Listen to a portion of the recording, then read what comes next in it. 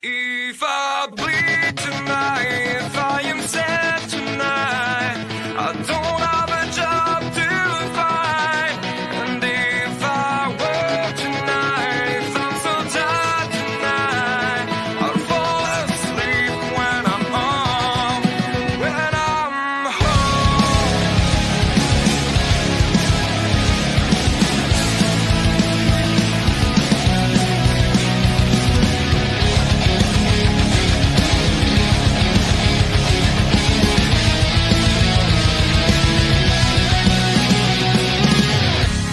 I was just so far from here, focused on my own way, with never looking back to those who lived in fear.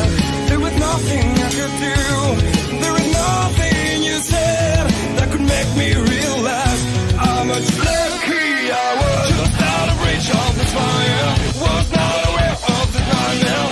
But when I stopped to see through sight, begging for help, begging for hope, just need to open my eyes now, to try to change them to sunshine, to be someone among others. I can try to if I bleed tonight, if I exist tonight, I don't have a job to find. And if I wait tonight, if I'm so tired tonight, I'll fall asleep when I'm home, when I'm there's no place to go, no one that can see through that side of the light.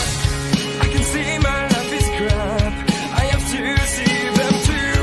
I just live into my world, far from the pain, the feel. Was out of reach of desire, was not aware of the start of hell. But when I stop to see through sight, begging for help, begging for hope, just need to open my eyes now, to try to change them to sunshine, to be someone among us. And ladies and gentlemen, it is Monday at 7 p.m., hot off the heels of a very decent Backlash pay-per-view. It is time for the Locker Room Breakdown. I am OMD. Bubba Duke is once again on assignment this evening. And ladies and gentlemen, like I said, we are hot off the heels of a Backlash PLE. And I have seen nothing but a lot of complaints about it due to a lack of the quote-unquote big names. There was no Seth Rollins, no CM Punk, no Roman Reigns, no Jey Uso, and stuff of that nature. Ladies and gentlemen, we still had John Cena, Randy Orton. We had an amazing four-way for the U.S. Championship from SmackDown. And sometimes you have to build around your mid-card. So, was it as great as the last 2 years have been? No. But a solid, decent PLE nonetheless. And tonight we are going to get the fallout from that as we now gear up for Saturday night's main event and then Money in the Bank. So let's get right into it, ladies and gentlemen, here at the Locker Room Breakdown. I do want to give a shout out to my man, the Bulkster. Again, if it weren't for him, a lot of stuff wouldn't get done around here. He is the guy that provides us with the review, with the preview, and the gentleman has added some new insight this week for the Locker Room Breakdown with major moments and segments. So we are going to start there. Last week, and we're going to open the show with Jey Uso getting confronted by Paul Heyman in what was a brilliant promo from Paul Heyman. And as well, it worked for Jey Uso as well. Paul Heyman able to manipulate, able to maneuver his boy Seth Rollins. Still feels weird to say Paul Heyman and Seth Rollins, but he was able to get Seth Rollins a title match later on in the evening.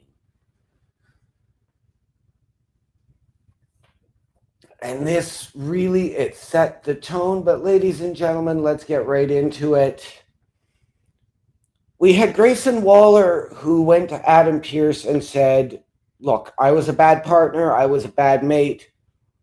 I want to give Theory, Austin Theory, my tag team partner, this match instead of me going one-on-one. And Waller did not specify to Theory who his opponent was, saying it would be better left as a surprise.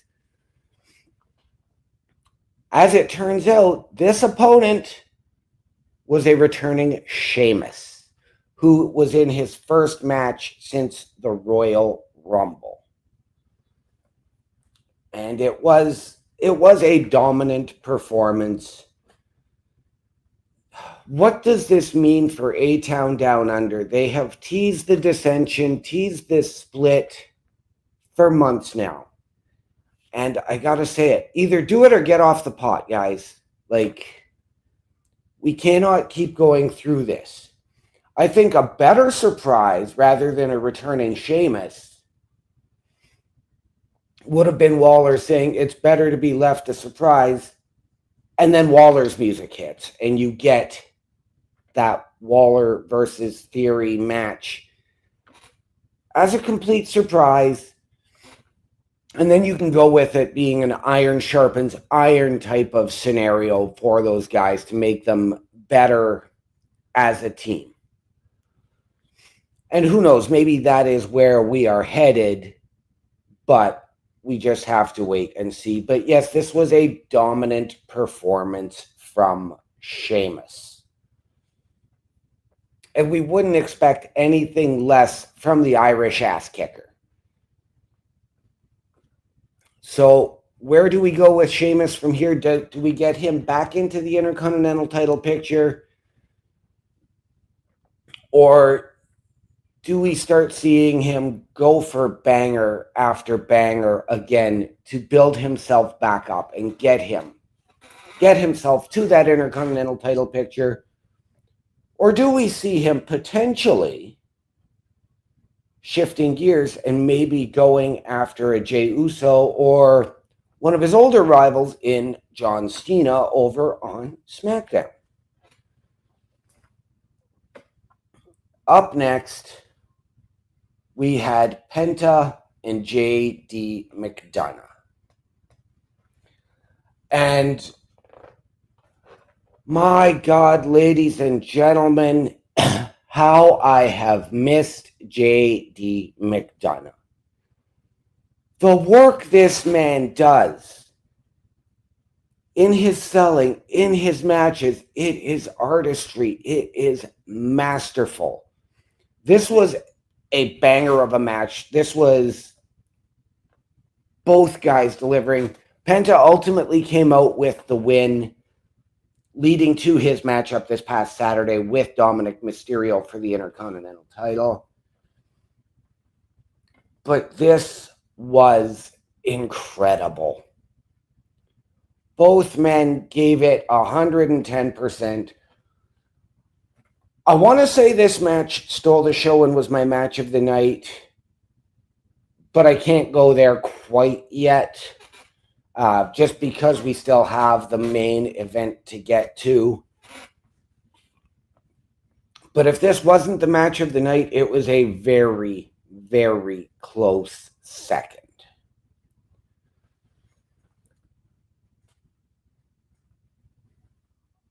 Up next, ladies and gentlemen, a man making his return to the ring for the first time, to a WWE ring, I should say, for the first time in 5 years. The return of Rusev.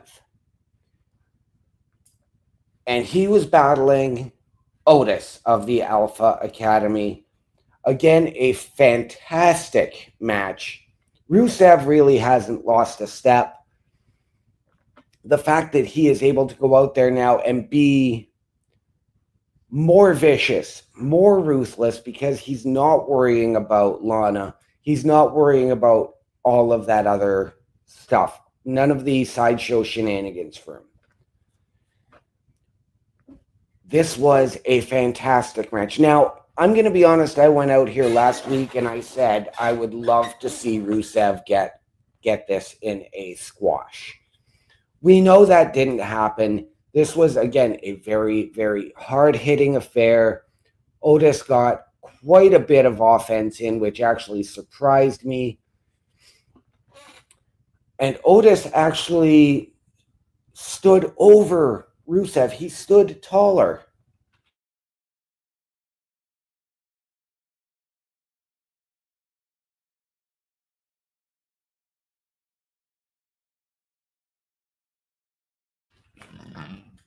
Excuse me. And I'm talking in terms of physical height. He stood taller. But this was hard hitting again. Don't quite think it was up to a JR slobber knocker, but a very hard hitting, fun match to watch. The end, brilliantly done for Rusev, continuing to lay waste to Otis after the match was over, after the bell had rung. All of the backstage security, producers, agents coming out, and they couldn't break Rusev's grip. Finally, once Rusev let go and they were able to get him to the back, it was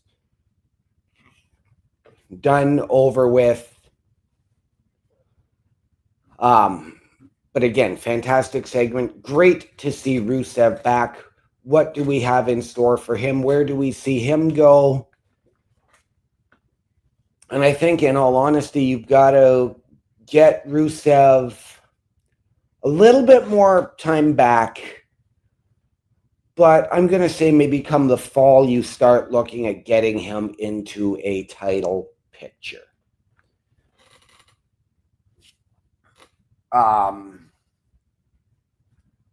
Up next, we had Becky Lynch and Lyra Valkyria coming out to talk face-to-face about their match this past weekend at Backlash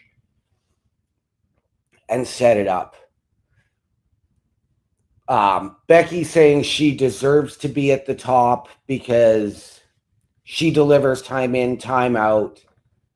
Lyra came out. She referred to Lyra as recycling, but Lyra countered that saying, you know, you've recycled the same gimmick, the same words, the same moves for years now. She went on to list all of Becky's accolades: Royal Rumble winner, Money in the Bank, multiple-time women's champion. And then as she hit the first women's Intercontinental champion, she looked and said, "Oh, wait, that was me." And of course, this segment again ended in the two women brawling. Took, again, a little bit longer to get them separated and get them to the back, which set up what was a fantastic match this past weekend at Backlash. I digress. We are going to cover that momentarily. We're going to get into that. Next up, we had yet another women's wrestling clinic. Roxanne Perez versus Io Sky. It was a non-title match. And we know what has been happening over the past few weeks between Roxanne Julia, Io Sky, and Rhea Ripley. With Roxanne and Julia really coming down, causing distractions, creating havoc for them. Rhea and Io making the saves for each other. Now, this one was interesting because last Monday night, Rhea Ripley was in Australia doing media for the Crown Jewel weekend coming to Perth in October. So Rhea Ripley was not at Raw.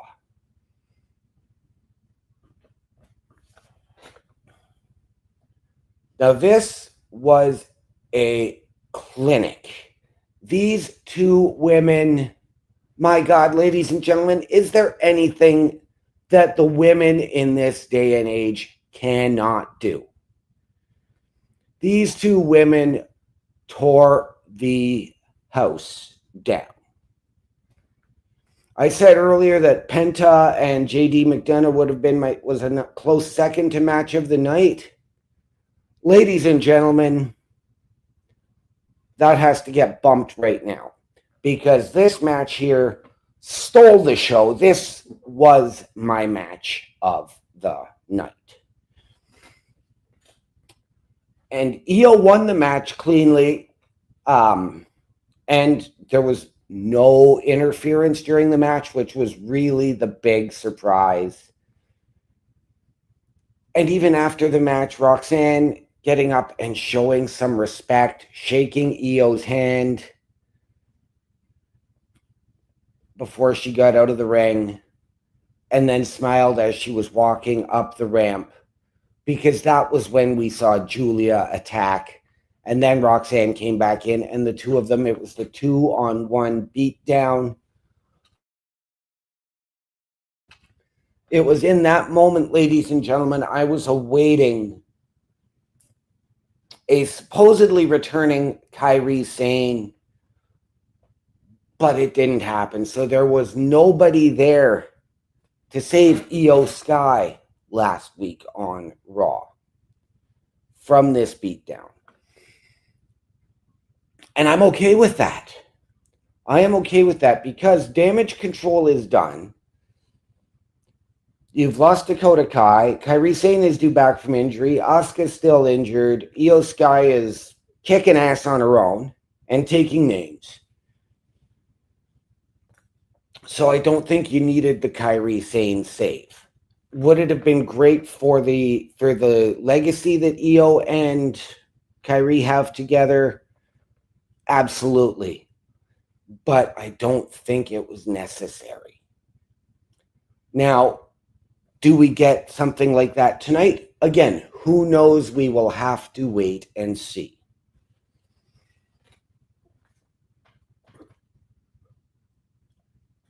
Moving on, ladies and gentlemen, to our main event of last week.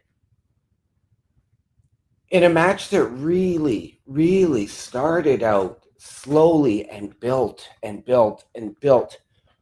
For me, it started off almost sluggish. Wasn't a great way to start a title match. But we had Jey Uso defending the World Heavyweight Championship against Seth Rollins. Now, this match, again, started off rather sluggish, from my opinion, anyways. It wasn't the greatest build-up into a match.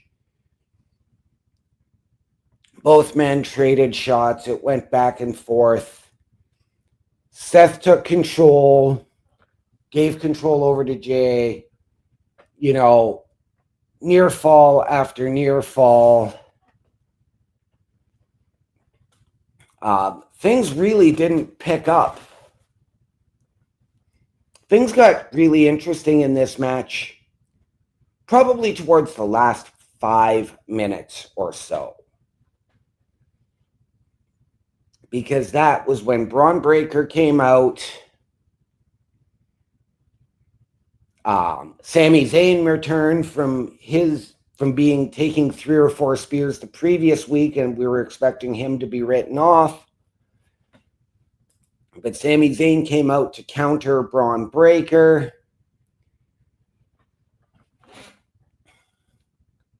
And with everything happening at ringside, all of a sudden, after Sami Zayn got taken out, Seth Rollins goes for the stomp, hits it, and before he can get the pin, we get CM Punk's music hitting, and he comes flying to the ring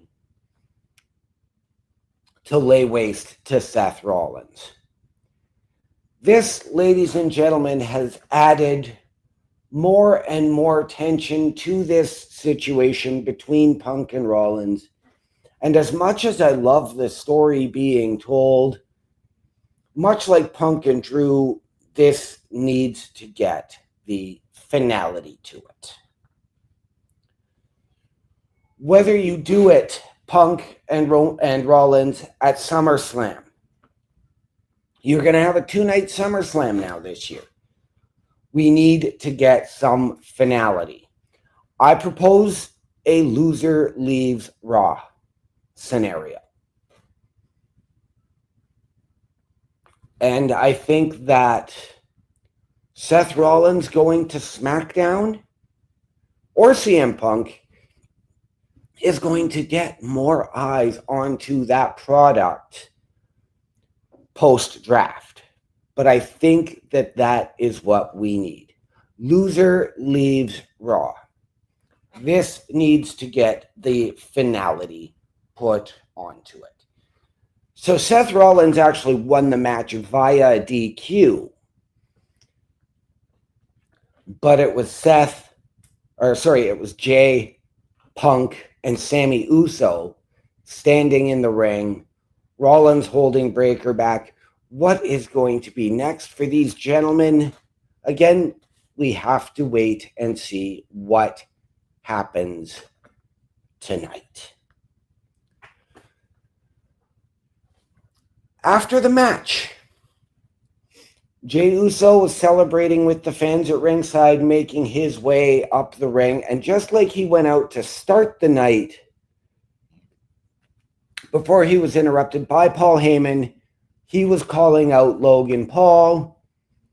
As he is celebrating with the crowd at ringside, he gets blindsided by a fan in a hoodie and knocked out. Yes, ladies and gentlemen, it was Logan Paul at ringside who came out and laid out Jey Uso. So now we know that Logan Paul had called out Jey before. And we were sort of anticipating that match for Backlash. We didn't get it, which is leading to a lot of, pardon the pun, backlash from the fans as to why aren't we getting Jey Uso, Seth Rollins, CM Punk, Roman Reigns on the PLE this past weekend. And again, ladies and gentlemen, sometimes you have to build around your up and coming. So, ladies and gentlemen, let's move into Backlash. And we are going to start. Now, Backlash was had more matches from SmackDown than it did from Raw. But there were only 5 matches on the card, so when you're looking at it as a 3-2, it's not a huge discrepancy. We opened with Jacob Fatu defending the U.S. Championship against LA Knight, Damian Priest, and Drew McIntyre in a fatal 4-way. And ladies and gentlemen, this match was a slobber knocker. It was a knockdown, drag out, gut check for all 4 of these men.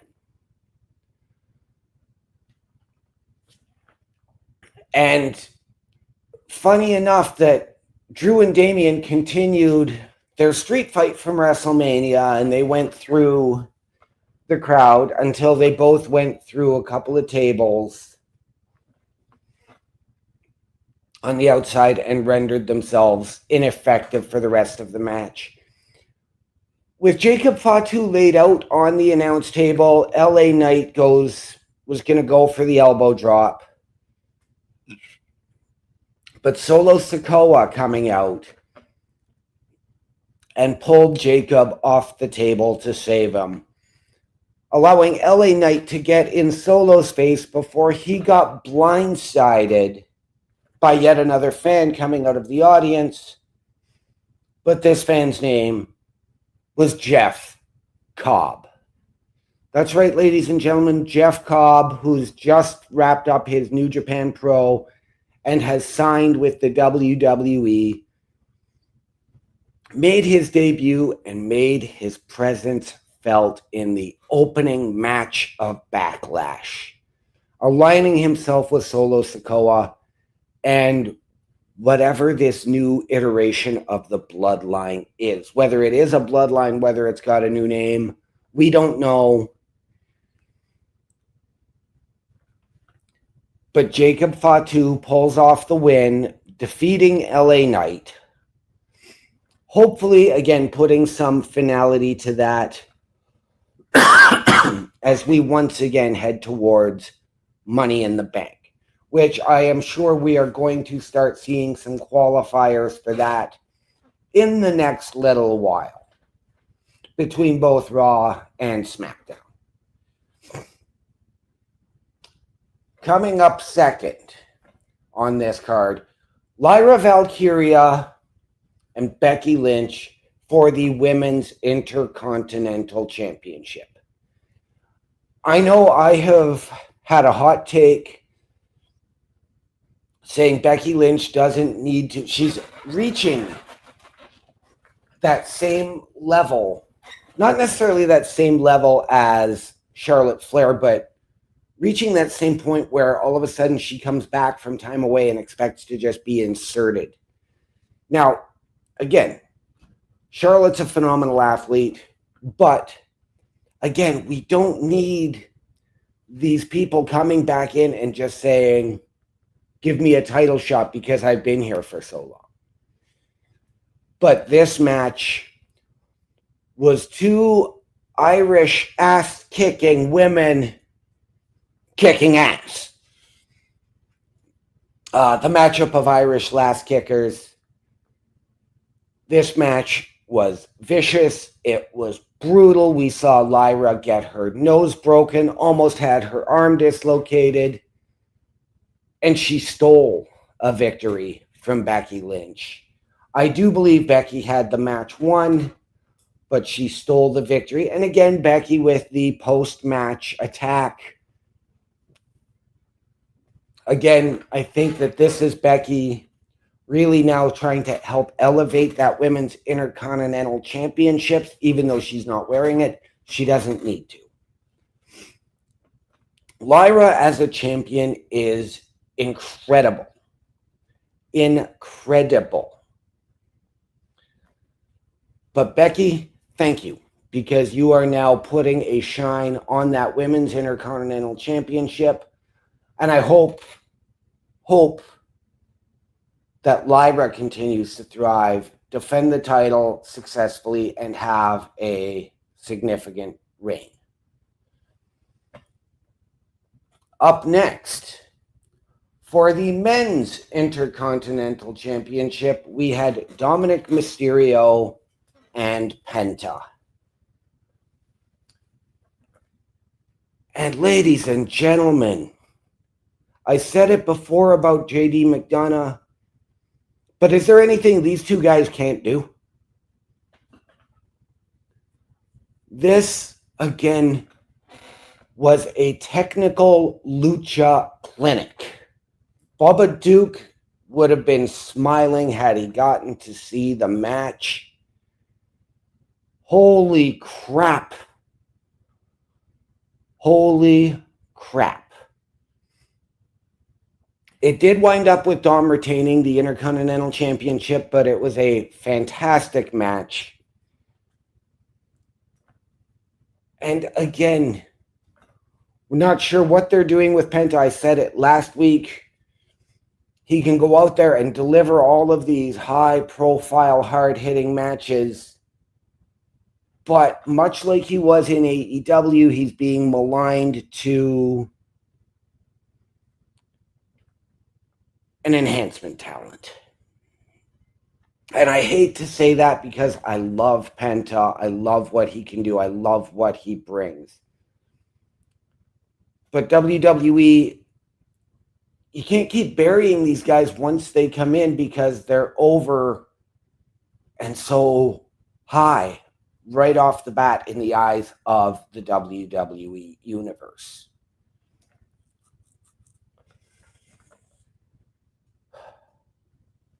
Now, this match, again, it did end with some shenanigans from the Judgment Day as they all got tossed. And as they were leaving, it was El Grande Americano that came in and headbutted Penta, knocking him off the top rope, allowing Dom to hit the frog splash for the win. But again, ladies and gentlemen, again, what can Penta, what can Dom, what can JD McDonagh, what can these guys not do? These guys are incredible. I'm going to say this, ladies and gentlemen, I would love to see Dom and JD team up to take on the Lucha Brothers if and when they get united in the WWE. In our fourth match of Backlash, the one that everybody thought would be the squash, I know I did, we had Gunther and Pat McAfee. Pat McAfee went in there all heart, all emotion. His buddy Michael Cole even admitting, I am going to be so biased on this call because of what Gunther's done to me, what Gunther's done to Pat.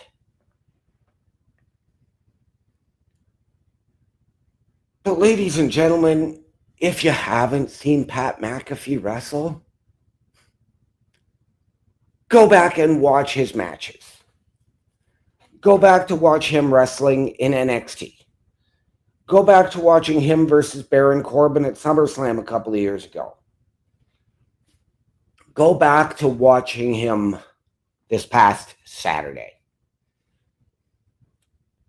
Now, did he get to do everything that we sort of expected? No. And again, I am okay with that. This is a guy who hasn't had a match in 3 years.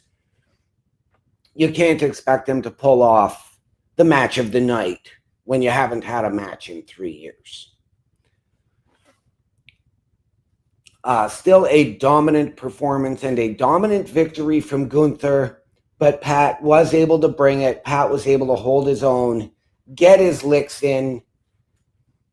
They probably had about a 2-minute segment of them trading sleeper holds, which was really interesting to me. And even at the end of it, Gunther not necessarily offering his hand, but showing respect to Pat McAfee for that match and that performance.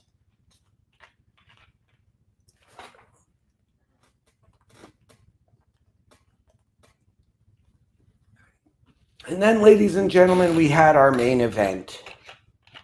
John Cena, Randy Orton, 25 years in the making.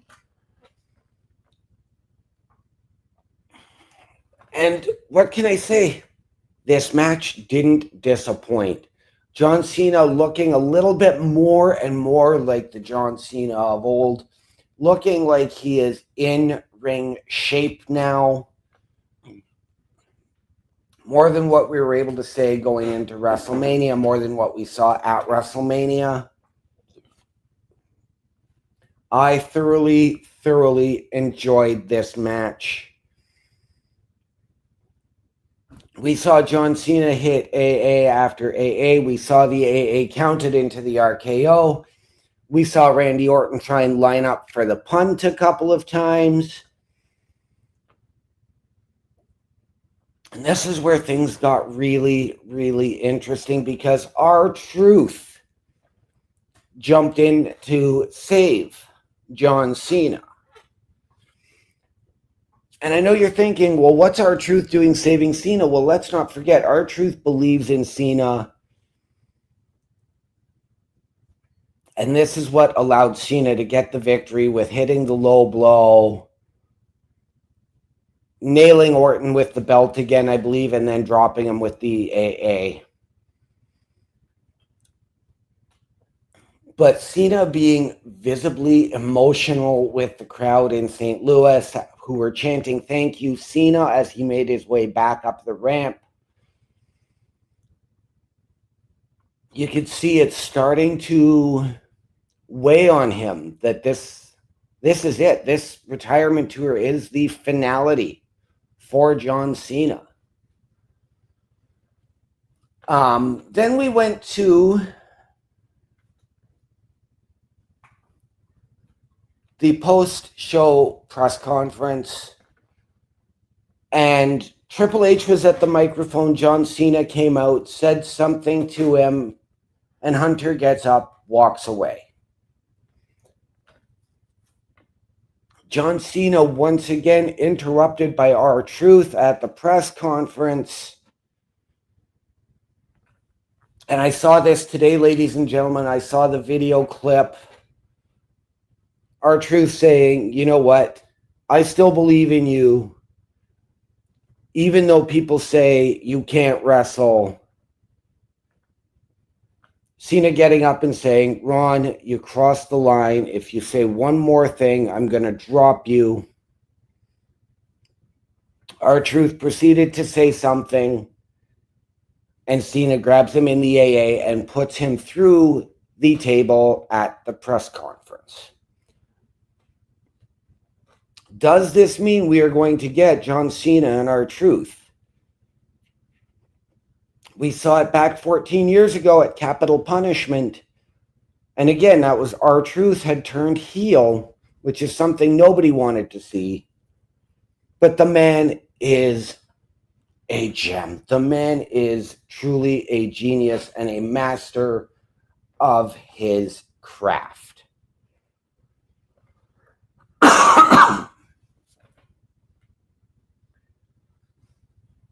So tonight, ladies and gentlemen, let's get into tonight and the preview.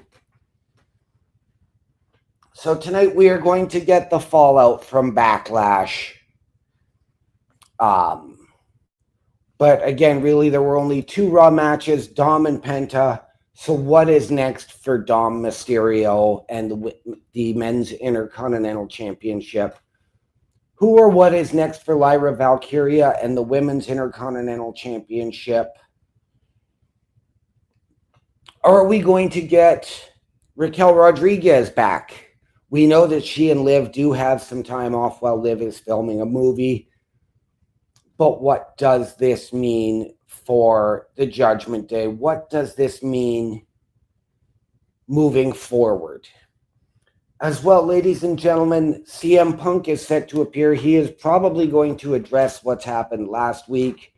He is going to address what Jey Uso told him when Jey said, I gave warnings to CM Punk. I gave warnings to Roman Reigns.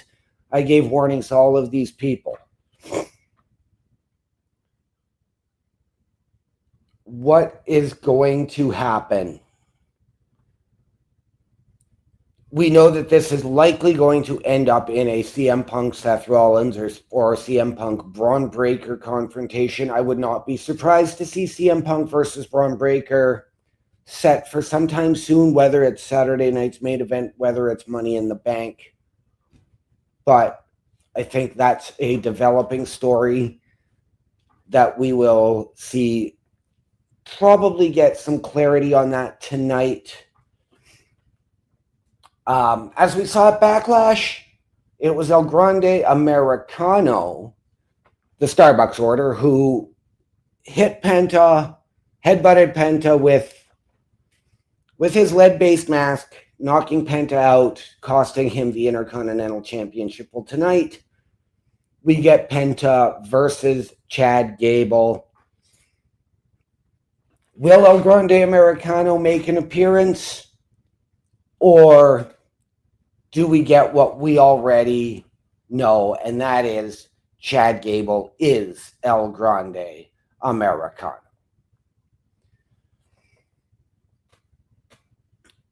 A classic matchup, if there ever was a classic matchup. 2 guys who have fought each other and fought together. Both former members of the Bullet Club. We get the phenomenal AJ Styles versus Judgment Day's Finn Balor. What do I need to say about this one, ladies and gentlemen? This match is going to be an absolute masterpiece. This match is going to steal the show. For my money, this will be your match of the night. I am going to take AJ Styles to win. We are going to get the shenanigans coming from the Judgment Day, as always. But I would not be surprised if AJ has a trick or two up his sleeve. As well, ladies and gentlemen, World Heavyweight Champion Jey Uso set to appear. I'm sure he's going to address what happened last week with Seth Rollins, what happened last week with Logan Paul. I wouldn't be surprised if him and CM Punk end up overlapping segments for this. I also wouldn't be surprised if we get a multi-person match. Perhaps we get Jey Uso and CM Punk versus Rollins and Breakker at Saturday night's main event, setting up a one-on-one for whoever at Money in the Bank. Moving on. War Raiders, Eric and Ivar tonight versus American-made Julius and Brutus Creed. Ladies and gentlemen, this match, again, going to be a tag team masterpiece. I am a huge, huge fan of the Creed brothers. This match coming about as a result of the New Day saying, we want new challengers. We want younger, hungrier teams that are going to be able to step up and carry it, fulfill our shoes. Fill our shoes. Because they've already beaten the War Raiders. They don't want to have to do it again.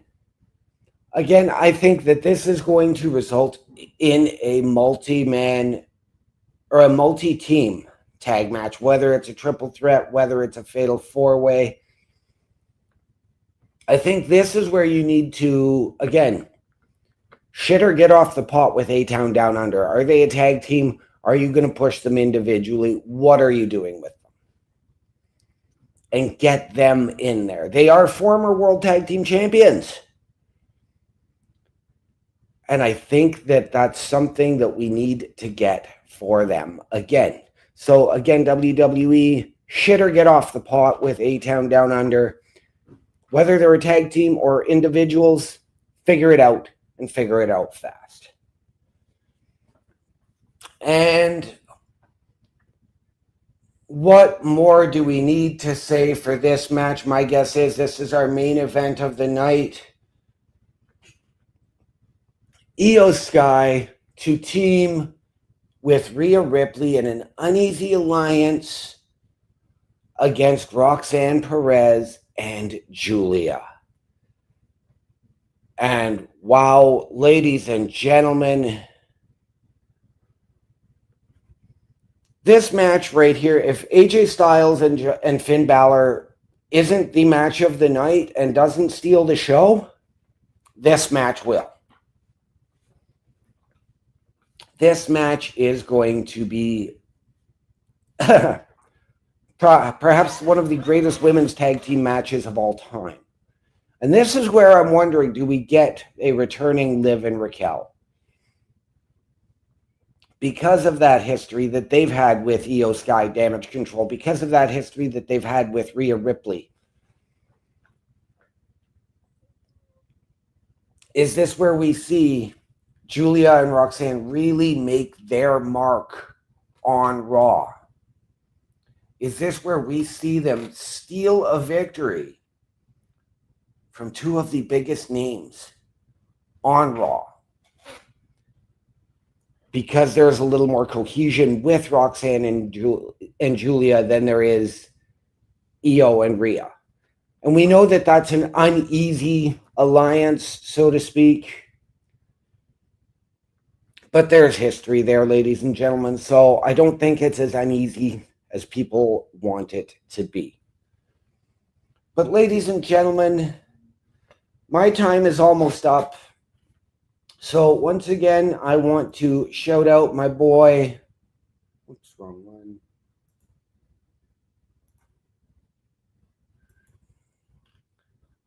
I want to shout out Bubba Duke. Even though he cannot be here tonight, I want to give him a shout out. Ladies and gentlemen, if you want to check him out, find him on YouTube at BubbaOMD or find him on Twitch at Boar's Nest with Bubba Duke. Again, I'm going to shout out the Bulkster. Bulkster, thank you for adding that little twist tonight with the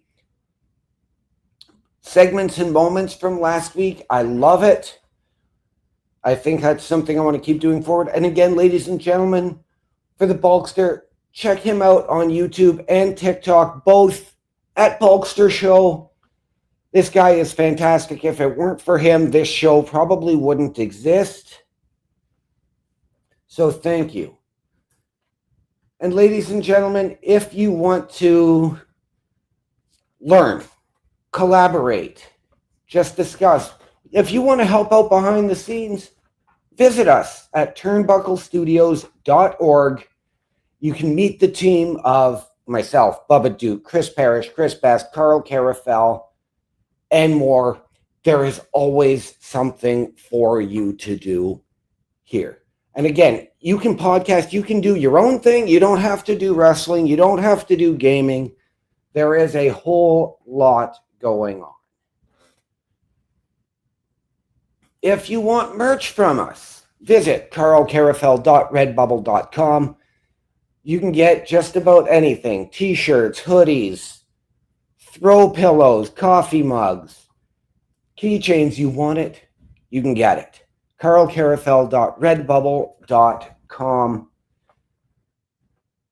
And ladies and gentlemen, if you're looking for me, you can find me at my Linktree, linktr.ee/OMD show. And ladies and gentlemen, if you are looking for anything we have going on here,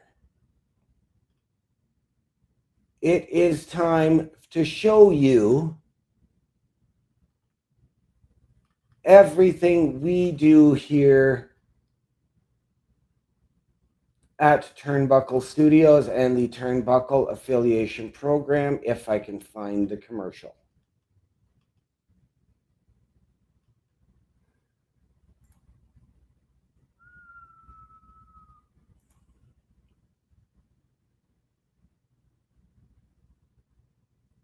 I cannot, but ladies and gentlemen, there is something going on every night of the week here.